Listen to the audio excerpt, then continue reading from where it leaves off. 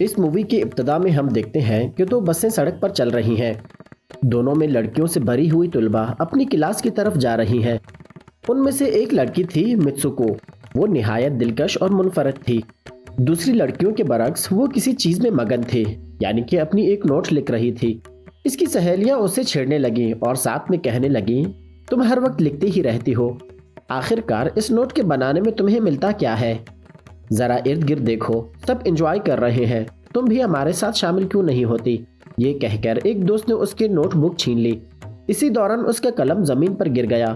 متسوکو جھک کر اٹھانے لگی اور اچانک ایک ہولناک واقعہ پیش آیا۔ کہیں سے ایک طاقتور قوت آئی اور لمحوں میں دونوں بسوں کو بیچ سے چیر ڈالا۔ بسوں کے ساتھ اندر بیٹھی تمام لڑکیاں بھی درمیان سے کٹ کر دو حصوں میں بٹ گئی۔ منظر نہایت بھیانک تھا۔ جب لڑکیاں فوراً ہی دو ٹکڑوں میں بٹ گئیں۔ متسوکو نے جیسے ہی سر اٹھایا وہ دہل گئی۔ اسے اپنے آنکھوں پر یقین نہیں آ رہا تھا۔ وہ زندہ صرف اس لیے بچی تھی کیونکہ وہ جھک کر قلم اٹھا رہی تھی۔ خوف سے لرزتی ہوئی متسوکو بس سے باہر نکل کر دوڑنے لگی۔ جلد ہی یہ حقیقت سامنے آئی کہ چیزوں کو کاٹنے والی کوئی تیز دھار تلوار یا ہتھیار نہیں تھا، بلکہ وہ ہوا تھی۔ اب وہ ہوا متسوکو کا تعاقب کرنے لگی۔ وہ پوری قوت سے دوڑ رہی تھی اور چیختی جا رہی تھی، بچاؤ، پلیز بچاؤ۔ دوڑتے ہوئے متسوکو نے آگے 4 لڑکیاں دیکھیں۔ وہ چیخی، جھک جاؤ، پلیز جلدی جھک جاؤ، مگر بہت دیر ہو چکی تھی۔ وہی خوفناک ہوا آئی اور ان سب کو درمیان سے کاٹ ڈالا۔ البتہ متسوکو ایک لڑکی کو بچانے میں کامیاب ہو گئی۔ کچھ ہی دیر بعد دونوں نے قریب سے گزرتی ہوئی سائیکلوں پر سوار لڑکیوں کو دیکھا۔ انہوں نے انہیں بھی بچانے کی کوشش کی مگر بے سود ہے۔ ہوا نے ان سائیکل سوار لڑکیوں کو بھی بے رحمی سے کاٹ ڈالا۔ افسوسناک بات یہ تھی کہ وہ لڑکی جسے متسوکو نے بچایا تھا کچھ دیر بعد اسی انجام کو پہنچی۔ یہ سب دیکھ کر متسوکو کا دل دہل گیا۔ وہ بہت پریشان ہو کر اور خود سے بھاگنے لگی۔ آخرکار وہ ایک دریا کے پاس پہنچی۔ وہاں کا منظر اور بھی ہولناک تھا۔ پانی لاشوں سے بھرا ہوا تھا۔ یقیناً وہی ہوا سب کو کاٹ کر مار چکی تھی۔ کانپتے ہاتھوں سے متسوکو نے ایک لاش کے کپڑے اتار کر پہنے، پھر آگے بڑھتی گئی اور آخرکار ایک اسکول تک جا پہنچی۔ اسکول لڑکیوں سے بھرا ہوا تھا۔ متسوکو ابھی تک صدمے میں تھی کہ ایک لڑکی اس کے قریب آ کر بولی، ہیلو، کیسی ہو؟ یہ اس کی بہترین دوست آکی تھی۔ مگر متسوکو جو ابھی تک ذہنی صدمے میں تھی بولی، کیا تم واقعی میری سب سے اچھی دوست ہو؟ وہ کچھ بھی سمجھنے سے قاصر تھی۔ یہاں انکشاف ہوتا ہے کہ متسوکو اور آکی کے درمیان ایک گہرا رشتہ تھا۔ وہ ایک دوسرے کی بہت کیئر کرتی تھی۔ اسی لمحے ایک تیز ہوا کا جھونکا گزرا۔ متسوکو ڈر گئی اور اسکول کے اندر بھاگ گئی۔ آکی حیران رہ گئی اور اس کے پیچھے گئی۔ تم اتنی کانپ کیوں رہی ہو؟ اتنی ڈری ہوئی کیوں ہو؟ آخر ہوا کیا ہے؟ آخرکار متسوکو نے سب کچھ بتا دیا کہ کس طرح ایک جھونکے نے پوری بس کی لڑکیوں کو 2 ٹکڑوں میں کاٹ ڈالا۔ یہ سن کر آکی نے اسے تسلی دی۔ وہ اسے کھڑکی کے پاس لے گئی اور باہر ہاتھ نکالا اور کہا، دیکھو، یہ تو صرف ہوا ہے اور کچھ نہیں۔ اس کے بعد آکی نے طے کیا کہ وہ کلاس چھوڑ دیں گی۔ وہ اپنے 2 دوستوں کو یعنی کہ تھائی اور سورا کو اپنے ساتھ لے کر اسکول سے باہر نکل آئی۔ ٹیچر نے انہیں روکنے کی کوشش کی مگر وہ چاروں بھاگتے ہوئے جنگل کے اندر جھیل تک جا پہنچے۔ وہاں آکی نے سورا اور تھائی کو متسوکو کی کہانی سنائی۔ یوں سن کر سورا نے کہا، ممکن ہے جو متسوکو نے دیکھا ہے وہ سچ ہو، شاید وہ کسی اور کائنات میں تھی۔ اس دنیا میں لامحدود متبادل حقیقی یعنی کہ الٹرنیٹ ریئلٹیز موجود ہیں۔ یہ کہتے ہوئے سورا نے ایک پتھر اٹھا کر جھیل کے اندر پھینکا اور کہا، اس کائنات میں میں نے یہ پتھر پھینکا ہے، لیکن کسی اور کائنات میں نے شاید یہ نہیں کیا ہوگا۔ اچانک جھیل سے ایک خطرناک مگرمچھ نمودار ہوا اور تھائی کو نگل گیا۔ لیکن کچھ لمحوں بعد تھائی دوبارہ زندہ سلامت ان کے سامنے کھڑی تھی۔ سورا نے وضاحت کی، مگرمچھ نے تھائی کو کسی اور کائنات میں کھایا ہے، لیکن اس دنیا میں اس کے ساتھ کچھ نہیں ہوا۔ جھیل کے قریب انہیں ایک بیڈ ملا۔ وہ سب تکیوں سے کھیلنے لگی۔ اسی دوران متسوکو نے 2 لڑکیوں کو دیکھا جو دور سے انہیں گھور رہی تھی۔ ان میں سے ایک دلہن کے لباس میں تھی، مگر بیڈ جھپکتے ہی دونوں پراسرار طور پر غائب ہو گئے۔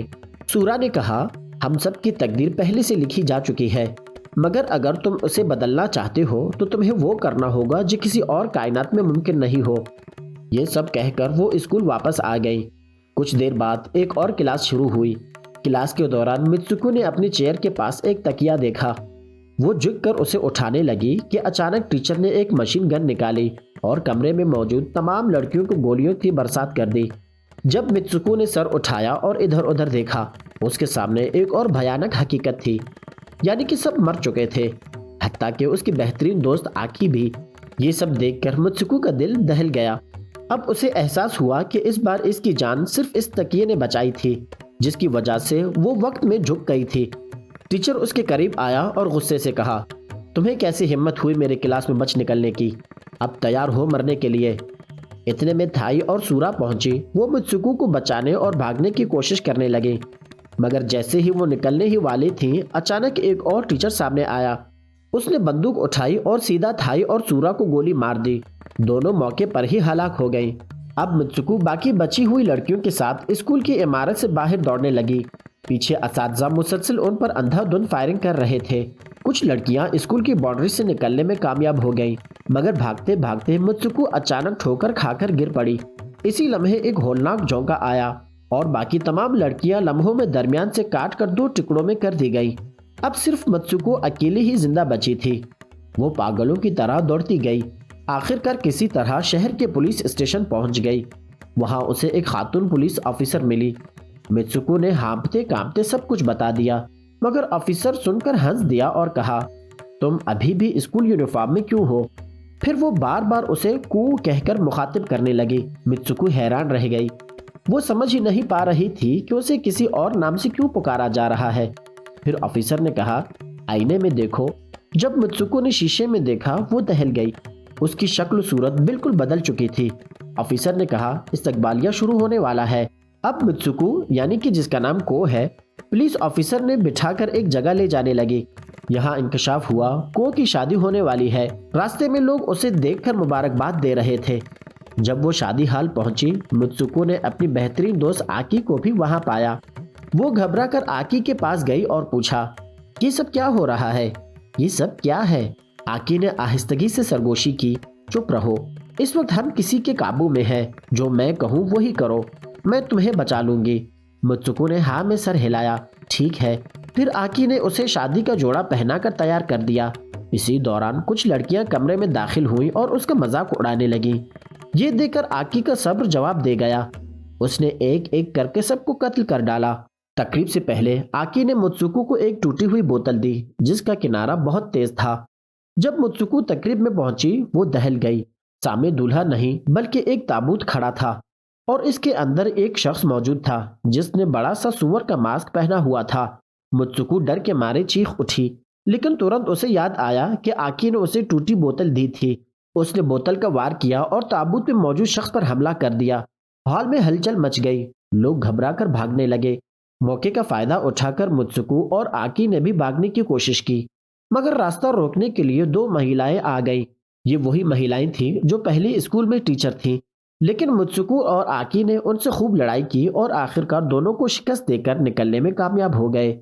باہر آ کر دونوں نے فیصلہ کیا کہ الگ الگ دشاؤں پہ دوڑیں، تاکہ اگر ایک پکڑی جائے تو دوسری کم سے کم بچ سکے۔ اب متسوکو یا پھر کو اکیلی بھاگ رہی تھی۔ اچانک اس نے آئینے میں خود کو دیکھا اور ایک بار پھر اس کی شکل بدل چکی تھی، یعنی کہ اس بار وہ شادی کی لباس میں نہیں تھی بلکہ ایک میراتھن ڈریس میں ملبوس تھی۔ وہ حیران رہ گئی۔ ابھی وہ کچھ سوچ بھی نہ پائی تھی کہ ایک اور لڑکی اس کے قریب آئی اور اسے پکارا، اومی۔ یہ دیکھ کر متسوکو کو احساس ہوا کہ اب وہ ایک میراتھن رنر ہے، یعنی دوڑ کی کھلاڑیوں میں سے ایک ہے۔ اب متسوکو یا پھر اسومی نے حقیقت کو پہچانا اور دوڑنا شروع کیا۔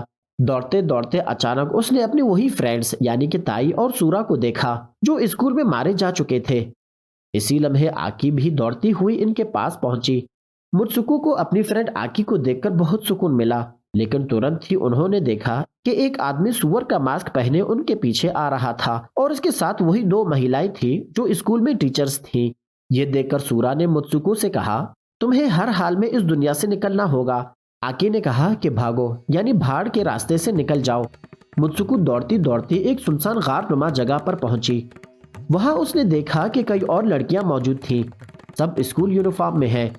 اچانک ان میں سے ایک لڑکی نے اس پر حملہ کر دیا اور چیخی، اگر تم زندہ بچ گئی تو ہم سب کو مرنا ہوگا۔ اتنے میں آکی آئی اور اس لڑکی کو قتل کر ڈالا۔ پھر متسوکو کو غار کے اندر لے گئی۔ غار کے اندر آکی نے کہا، اپنا نام زور زور سے پکارو۔ متسوکو نے بار بار اپنا نام چیخنا شروع کر دیا۔ कुछ देर बाद वो दोबारा अपनी असल हालत में वापस आ गई। फिर आकी ने अपना हाथ दिखाया जिसमें एक केबल लगी हुई थी।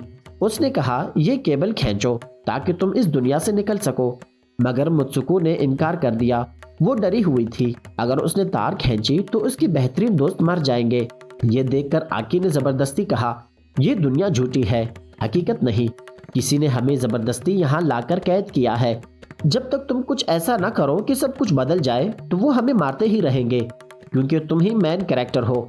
अगर तुमने ये तार खींची तो मैं असल दुनिया में वापस जा सकूंगी और तुम फाइनल स्टेज तक पहुंच जाओगी। ये सुनकर सिंतुको ने आंसुओं के साथ वो तार खींच दिया और जैसे ही उसने खींचा, आकी का जिस्म दो हिस्सों में बट गया। इसी लम्हे एक गेट खुल गया। मुत्सुको इस गेट से गुजरी और अब वो एक ऐसी दुनिया में पहुंच गई जो सिर्फ मर्दों से भरी हुई थी। ये दुनिया शोर गुल से लबरेज थी। सब मर्द एक खूनी 3D survival horror video game खेलने में मसरूफ थे। इस गेम में मुत्सुको को और असुमी बतौर प्लेएबल कैरेक्टर मौजूद थे। इनके पोस्टर्स भी लगे हुए थे। ये सब देखकर मुत्सुको बहुत परेशान हो गई। उसी वक्त एक लड़का उसके करीब आया और कहा, तुम मुस्तकबिल में आई हो। ये सुनकर मुत्सुको बेहोश हो गई। कुछ देर बाद जब उसे होश आया तो उसने खुद को एक ऐसी जगह पर पाया जहां लड़कियों के खिलौनों के शीशे के केसेस में बंद रखा गया था। आगे चलकर उसने एक बूढ़े आदमी को देखा।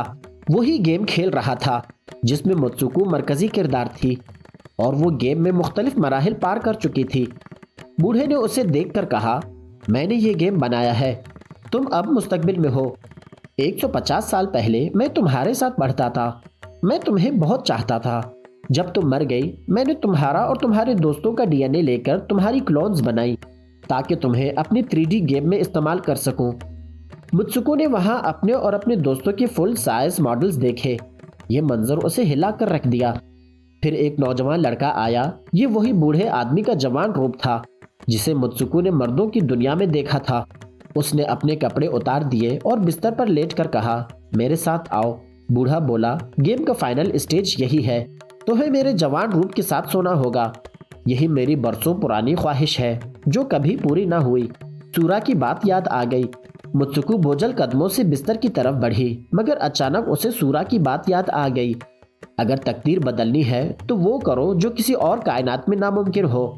इसी लम्हे मुत्सुको ने नौजवान पर हमला कर दिया और गला दबाकर चीखने लगी, हमें खिलौनों की तरह इस्तेमाल करना बंद कर दो। ये कहकर उसने बूढ़े का आसा उठाया और सीधा अपने पेट में घोंप दिया।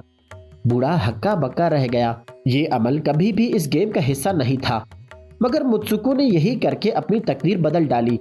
इसके बाद हम देखते हैं कि मुत्सुको गेम के तीनों मनाजिर के आगाज में है, यानी कि बस में, शादी हाल में और मैराथन की दौड़ में। मगर हर बार वो सब कुछ शुरू होने से पहले ही अपनी जान ले लेती थी। और फिर मुत्सुको जागती है, यानी कि एक बर्फ से ढकी हुई जगह पर। यहाँ उसे एहसास होता है कि सब कुछ खत्म हो गया है और अब वो एक हकीकी दुनिया में है। इसके साथ ही इस खूबसूरत सी मूवी की कहानी यहीं पे ख़त्म हो जाती है। अगर आपको हमारी ये कहानी अच्छी लगी तो प्लीज़ हमारे इस छोटे से चैनल को लाइक और सब्सक्राइब कीजिएगा।